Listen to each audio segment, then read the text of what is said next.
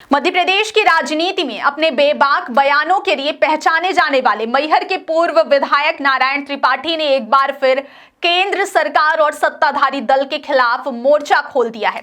इस बार उनके निशाने पर न केवल सरकार की नीतियां हैं बल्कि वे नारे भी हैं जो हाल के दिनों में राजनीतिक गलियारों में खूब गूंज रहे हैं। त्रिपाठी ने यूजीसी के नए नियमों को काला कानून करार देते हुए देश की अखंडता और बाबा साहेब भीमराव अंबेडकर के संविधान को लेकर गंभीर सवाल खड़े किए हैं। नारायण त्रिपाठी ने सीधे तौर पर प्रधानमंत्री और भाजपा के चर्चित नारों पर प्रहार किया है। उन्होंने पूछा कि एक है तो सेफ है और बटोगे तो कटोगे जैसे स्लोगन क्या केवल चुनावी जुमले बनकर रह गए हैं। त्रिपाठी का कहना है कि एक तरफ अंतरराष्ट्रीय स्तर पर हिंदू सनातन और धर्म के नाम पर राजनीति की जा रही है तो दूसरी तरफ यूजीसी जैसे संस्थानों के माध्यम से ऐसे नियम थोपे जा रहे हैं जो समाज को बांटने का काम कर रहे हैं। उन्होंने साफ सवाल किए कि आखिर इस देश के नेता इस देश को किस दिशा में ले जाना चाहते हैं। उनके मुताबिक सबका साथ सबका विकास की बात करने वाली सरकार जमीनी स्तर पर जातियों के बीच खाई पैदा कर रही है।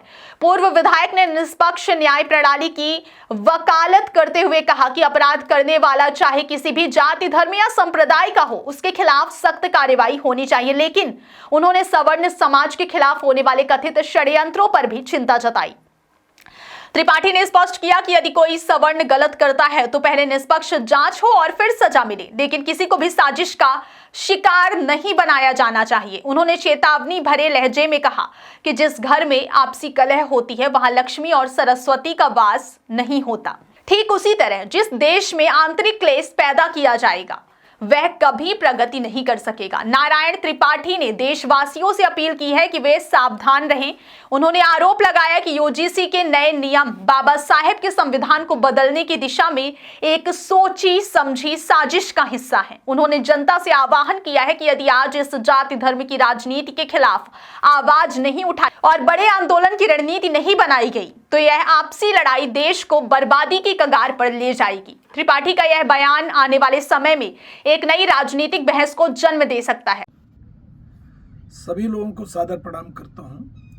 हिंदुस्तान की राजनीति और धर्म दोनों तरह से बदले हुए हैं। हम सनातन धर्म की बात करते हैं, हम हिंदू धर्म की बात करते हैं, हम देश को एक सूत्र में बांधने की बात करते हैं और वहीं हमारे धर्मगुरु शंकराचार्य कथा बांचने वाले पंडित पुराणिक आदि सबका अपमान हो, कहीं कोई लाठी डंडा से पीटा जाए, कभी कोई शंकराचार्य जैसे पद पर विभूषित अभिभुक्तेश्वरानंद जी के साथ जो घटना घटी है हिंदुस्तान के, हो सकता है साधु संत कथावाचक अपने अपने व्यक्तिगत स्वार्थों में कोई कुछ न बोल रहा हो, पर घटना तो बहुत खतरनाक है और किसी भी तरह माफ करने योग्य नहीं है, न माफी से न किसी भी तरह से। बड़ी प्लानिंग के साथ उनके साथ जो घटना घटी वो घटना दुर्भाग्यपूर्ण है हिंदुओं के लिए, सनातन के लिए और धर्म के लिए। हम धर्म की सिर्फ राजनीति करते हैं, वोट की जरूरत पड़े तो धर्मगुरु दिखेंगे, धर्म दिखेगा, सनातन दिखेगा, हिंदू दिखेगा, कटेंगे तो मरेंगे, ये तमाम स्लोगन याद आएंगे और चुनाव निकल गया तो ही धर्मगुरुओं की धज्जियां उड़ाई जाती है, उनका अपमान किया जाता। स्वरूप शंकराचार्य जी को नहीं माना गया राम मंदिर के उद्घाटन के लिए। सभी लोगों ने बोला कि जब तक पूर्ण हो तब तक राम मंदिर न बनाया जाए, राम मंदिर का लोकार्पण न किया जाए, पर लोकार्पण हुआ, किसी की जरूरत नहीं है। अभी एक और मैं यूजीसी का मामला देख रहा हूँ। बाबा भीमराव अंबेडकर का संविधान इस देश को एक सूत्र में बांधने का काम किया है, सबके लिए तय किया गया है। कहाँ कोई गड़बड़ी करेगा तो क्या होगा, एक एक धारा बनी हुई है, अब उससे कोई अलग करने की जरूरत नहीं है। पर भारतीय जनता पार्टी जो सत्तासीन है बिल्कुल एक लाइन पर चल रही है कि एक उनका अलग से संविधान बनेगा, बाबा भीमराव अंबेडकर के संविधान को नहीं माना जाएगा। मैं पहले भी बोला कि जो घर कलह होगा जिस घर में, वो घर कभी तरक्की नहीं कर सकता। जिस देश में घर गृह कलह हो जाए, जाति संघर्ष हो जाए, वर्ग संघर्ष हो जाए, एक एक जाति को अलग अलग सिर्फ वोटों के लिए बांट दिया जाए, उस देश की तरक्की के लिए कैसे सोचा जा सकता है। बाबा भीमराव अंबेडकर के संविधान में तो है ना, जो गड़बड़ करे उसको सजा मिलेगी, सजा का प्रावधान है। हम कहते हैं यदि ब्राह्मण या सवर्ण कोई बड़ा अपराध कर देता किसी SC ST के साथ तो सजा बना दो ना, फांसी की सजा कर दो, पर कम से कम जांच के दायरे में तो रखेंगे, उसमें जांच हो जाए, जांच कराकर सही और गलत देख लिया जाए।